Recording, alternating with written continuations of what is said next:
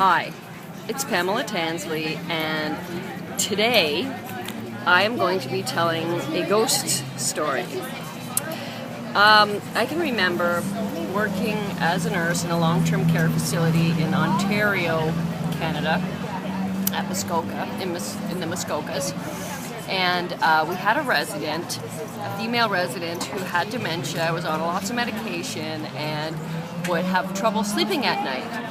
And she would complain that there was a man at the end of her bed bothering her and keeping her up. And she described him as a tall, elderly man with a hat and white hair.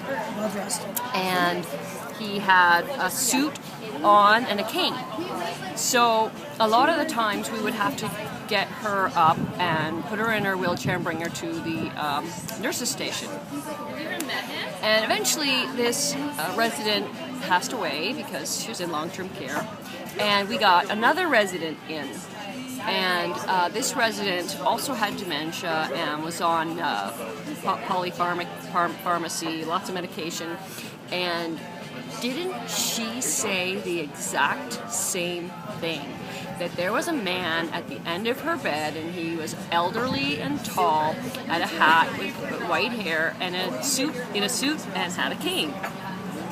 Now, the only reason really that we knew this was because her son interpreted, because she was Italian, and although she could understand English, she would always speak Italian, and then she would get mad at us because we didn't understand her, and she would insist that she was actually speaking English when she wasn't. So she was a little bit more difficult to handle.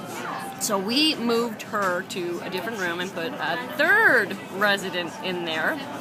And lo and behold, the same thing. And this resident did have dementia, but not as much, not as far advanced as the others.